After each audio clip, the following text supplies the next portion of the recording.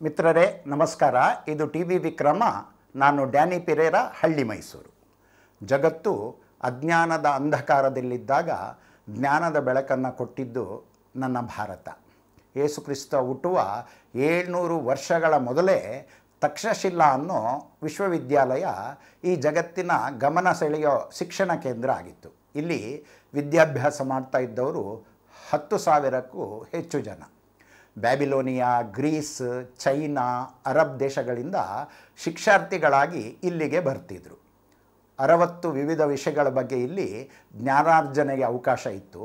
ಮಹಾಜ್ಞಾನಿ, ವಿಶ್ವವಿಖ್ಯಾತ ಅರ್ಥಶಾಸ್ತ್ರಜ್ಞ ಆಚಾರ್ಯ ಚಾಣಕ್ಯ, ವೈದ್ಯಶಾಸ್ತ್ರದ ಪಿತಾಮಹ ಚರಕ, ವ್ಯಾಕರಣಶಾಸ್ತ್ರದ ಮೇರು ಗ್ರಂಥವಾದ ಅಷ್ಟಾಧ್ಯಾಯಿನಿಯನ್ನು ರಚಿಸಿದ ಪಾಣಿನಿ ಈ ವಿಶ್ವವಿದ್ಯಾಲಯದ ವಿದ್ಯಾರ್ಥಿಗಳಾಗಿದ್ದು ಅದರ ಹೆಗ್ಗಳಿಕೆ.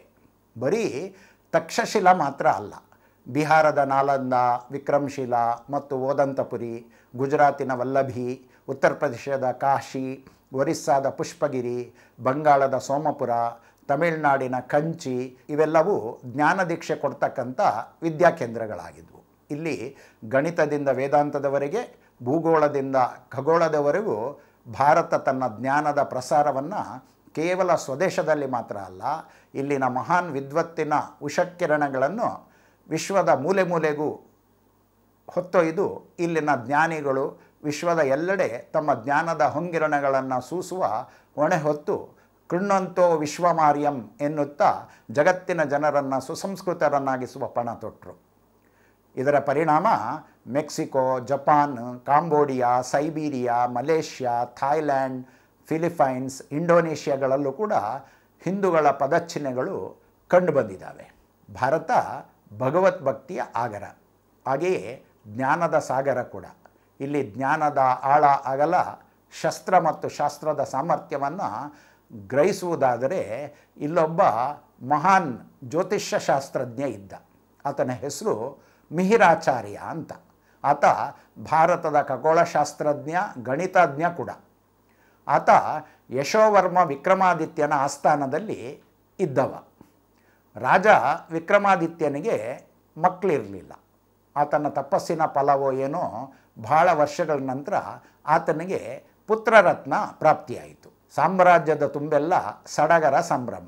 ಸಾಮ್ರಾಜ್ಯದ ಜ್ಯೋತಿಷಿಗಳೆಲ್ಲ ರಾಜಕುಮಾರನ ಜಾತಕ ತಯಾರಿಸಿ ಅದರೊಳಗೆ ಆತನ ದೀರ್ಘಾಯಸ್ಸು, ಆರೋಗ್ಯ, ಕೀರ್ತಿ ಸಾಧನೆಯ ಬಗ್ಗೆ ಅತಿಯಾಗಿ ಕೊಂಡಾಡ್ತಾ ಅದನ್ನು ಆಸ್ಥಾನದೊಳಗಿನ ಸಭಾಸದರ ಮುಂದೆ ಮಂಡಿಸಿ ಸಂಭ್ರಮಿಸಿದರು. ಆದರೆ ಮಿಹಿರಾಚಾರ್ಯ ಮಾತ್ರ ಗಂಭೀರ ಮುಖಭಾವ ಹೊತ್ತು ಕೂತಿದ್ದ. ಅವನ ಮುಖದಲ್ಲಿ ನಿರಾಶೆ ಮತ್ತು ಅಸಹಾಯಕ ಸ್ಥಿತಿ ಎದ್ದು ಕಾಣ್ತಿತ್ತು. ಮಿಹಿರನ ಈ ನಿರ್ಲಿಪ್ತ ಮುಖಭಾವವನ್ನು ನೋಡಿದಂಥ ರಾಜ ವಿಕ್ರಮಾದಿತ್ಯನಿಗೆ ಅಷ್ಟು ಸಂಭ್ರಮದ ನಡುವೆ ಕೂಡ ಚಿಂತೆಯ ಕಾರ್ಮೋಡ ಅವನ ಮನಸ್ಸಿನಲ್ಲಿ ಕವಿತು. ವಿಕ್ರಮಾದಿತ್ಯ ಮಿಹಿರಾಚಾರ್ಯನಲ್ಲಿ ನಿನ್ನ ಚಿಂತೆಗೆ ಕಾರಣ ಹೇಳುವಂತೆ ಅವನ ಮೇಲೆ ಪೀಡಿಸಿ ಕೇಳಿದಾಗ ಆಚಾರ್ಯ ಬಾಯ್ಬಿಟ್ಟು ಹೇಳ್ದ, ರಾಜನ್, ನಮ್ಮ ರಾಜಕುಮಾರ ಅಲ್ಪಾಯುಷಿ. ಆತ ತನ್ನ 6ನೇ ವಯಸ್ಸಿನಲ್ಲಿ ಇಹಲೋಕ ತ್ಯಜಿಸ್ತಾನೆ. ರಾಜಕುಮಾರನ ಸಾವು ಕಾಡು ಹಂದಿಯಿಂದ ಆಗುತ್ತೆ ಅಂತ ಹೇಳಿಬಿಟ್ಟ. ರಾಜನಿಗೆ ಈ ವಿಷಯ ಆಘಾತ ತಂತು. ಆದರೆ ಮಿಹಿರನ ಜ್ಯೋತಿಷ್ಯದ ಮೇಲೆ ರಾಜನಿಗೆ ಅಪಾರವಾದ ನಂಬಿಕೆ.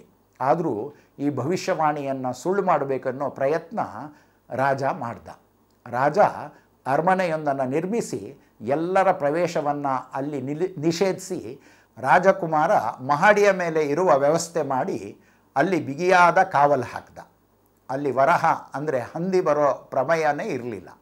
ಇಂಥ ವ್ಯವಸ್ಥೆಯಲ್ಲೇ ರಾಜಕುಮಾರ 6ನೇ ವರ್ಷ ಕಾಲಿಟ್ಟ. ಮಿಹಿರಾಚಾರ್ಯರು ಹೇಳಿದ ಆ ದಿನ ಕೂಡ ಬಂತು. ಆ ದಿನ ಅಲ್ಲಿನ ಕಾವಲು ಮತ್ತಷ್ಟು ಬಿಗಿಗೊಳಿಸಲಾಯಿತು. ಮಹಡಿಯ ಮೇಲೆ ಪ್ರವೇಶ ಹಂದಿ ಇರಲಿ, ಮನುಷ್ಯರೇ ಹೋಗದಷ್ಟು ಬಿಗಿ ಮಾಡಲಾಯಿತು. ಸಮಯ ಕಳೀತಿತ್ತು. ಅಂದಿನ ಸೂರ್ಯ ಪಡವಣ ದಿಕ್ಕಿನಡೆ ನಿಧಾನವಾಗಿ ಸರಿತಿದ್ದ. ಆಸ್ಥಾನದಲ್ಲಿ ರಾಜನೊಂದಿಗೆ ಸಭಾಸದರು ಉಸಿರು ಬಿಗಿ ಹಿಡಿದು ಕಾಯ್ತಿದ್ರು. ಗಳಿಗೆಗೊಮ್ಮೆ ಭಟ್ರು ರಾಜಕುಮಾರನ ಆರೋಗ್ಯದ ಬಗ್ಗೆ ಬಂದು ಆ ಸಭೆಗೆ ಮಾಹಿತಿ ಕೊಡ್ತಿದ್ರು. ಇನ್ನೇನು ಸೂರ್ಯ ಕಂತಬೇಕು ಅಷ್ಟರಲ್ಲಿ ಗಾಬರಿಯಿಂದ ಬೆವರ್ತಿದ್ದಂಥ ಭಟನೊಬ್ಬ ನಡುತ್ತಾ ನಾಲ್ಗೆ ತೊದಲಿಸಿ ರಾಜಕುಮಾರನ ದೇಹಾಂತ್ಯವಾದ ಕೆಟ್ಟ ಸುದ್ದಿಯನ್ನು ಹೇಳಿಬಿಟ್ಟ. ಅದು ಇಡೀ ರಾಜ್ಯಕ್ಕಾದ ಆಘಾತ ಆಗಿತ್ತು. ಆ ಘಟನೆ ಹೇಗಾಯಿತು ಅಂದರೆ, ರಾಜ್ಯದ ರಾಜಲಾಂಛನ ವರಹ ಅಂದರೆ ಕಾಡು ಹಂದಿ.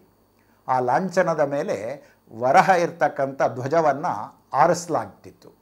ರಾಜಕುಮಾರ ಆಡ್ತಿದ್ದಾಗ ಆ ಧ್ವಜದ ದಾರ ಹಿಡಿದು ಎಳೆದಿದ್ದ. ಅಲ್ಲಿನ ವರಹ ಆ ಮೂರ್ತಿ ಬುಡ ಕಳಚಿ ರಾಜಕುಮಾರನ ಮೇಲೆ ಬಿತ್ತು. ಆ ವರಹ ಮೂರ್ತಿಯ ಕೋರೆ ಹಲ್ಲುಗಳು ರಾಜಕುಮಾರನ ಎದೆಯನ್ನು ಸೀಳ್ತು. ರಾಜಕುಮಾರ ಇಹಲೋಕವನ್ನು ತ್ಯಜಿಸಿದ್ದ.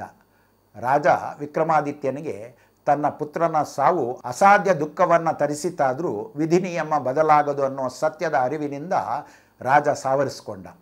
ಆ ಅಸಾಧ್ಯ ದುಃಖದಲ್ಲೂ ತನ್ನ ಆಸ್ಥಾನದಲ್ಲೊಬ್ಬ ಅದ್ಭುತ ಜ್ಯೋತಿಷಿ ಇದ್ದಾನೆ ಅನ್ನೋದು ರಾಜನಿಗೆ ಹೆಮ್ಮೆಯ ಸಂಗತಿಯಾಗಿತ್ತು. ಮುಂದೆ ವರಹ ಅನ್ನೋ ಶಾಶ್ವತವಾಗಿ ಉಳಿದು ವರಹಮಿಹಿರನೆಂಬ ಹೆಸರು ಶಾಶ್ವತ ಆಯಿತು. ಜ್ಯೋತಿಷ್ಯ ಶಾಸ್ತ್ರದಲ್ಲಿ ಈ ಮಹಾನ್ ಪಂಡಿತನ ಹೆಸರು ಅಜರಾಮರವಾಯಿತು. ಮಿತ್ರರೇ, ಈ ವರಹಮಿಹಿರ ಬರೆದಂತಹ ಬೃಹತ್ ಜಾತಕ, ಬೃಹತ್ ಸಂಹಿತ ಮತ್ತು ಪಂಚಸಿದ್ಧಾಂತಿಕ ಎನ್ನೋ 3 ಗ್ರಂಥಗಳು ಇಂದಿಗೂ ಕೂಡ ಜ್ಯೋತಿಷ್ಯ ಶಾಸ್ತ್ರದ ಅಧ್ಯಯನಕ್ಕೆ ಉಪಯುಕ್ತ ಗ್ರಂಥಗಳಾಗಿರೋದು ನಮ್ಮ ಪ್ರಾಚೀನರ ಜ್ಞಾನಪ್ರಭೆಗೆ ಸಾಕ್ಷಿಯಾಗಿರೋದು ಹೆಮ್ಮೆಯ ವಿಷಯ. ಭಾರತ ಇಂಥ ಮಹಾನ್ ವಿದ್ವಾಂಸರನ್ನು ಜಗತ್ತಿಗೆ ಕೊಟ್ಟ ನೆಲ. ಹಾಗಾಗಿ ಭಾರತ ಮಾತೆಯನ್ನು ಬಹುರತ್ನ ಪ್ರಸವಿ ಭಾರತಿ ಅಂದಿತು. ಈ ಪುಣ್ಯ ನೆಲದಲ್ಲಿ ಹುಟ್ಟಿದ್ದು ನಮ್ಮೆಲ್ಲರ ಭಾಗ್ಯ ಅಂತ ಹೇಳ್ತಾ ಈ ಸಂಚಿಕೆಯನ್ನು ಇಲ್ಲಿಗೆ ಮುಗಿಸ್ತಾ ಇದ್ದೇನೆ. ಮಿತ್ರರೇ, ಮತ್ತೊಂದು ವಿಷಯದೊಂದಿಗೆ ಮತ್ತೆ ಭೇಟಿಯಾಗೋಣ. ಅಲ್ಲಿವರೆಗೆ ನಮಸ್ಕಾರ. ವಂದೇ ಮಾತರಂ. ಟಿವಿ ವಿಕ್ರಮ, ದೇಶ ನಿಮ್ಮ ಕೈಯಲ್ಲಿ. ಈ ಕಾರ್ಯಕ್ರಮ ನಿಮಗೆ ಇಷ್ಟ ಆಗಿದ್ದಲ್ಲಿ ಲೈಕ್, ಶೇರ್ ಹಾಗೂ ಕಮೆಂಟ್ ಮಾಡಿ. ಟಿವಿ ವಿಕ್ರಮದ ಕಾರ್ಯಕ್ರಮಗಳನ್ನು ನಿರಂತರವಾಗಿ ವೀಕ್ಷಿಸಲು ಸಬ್ಸ್ಕ್ರೈಬ್ ಮಾಡಿ, ಬೆಲ್ ಐಕನ್ ಒತ್ತಿ.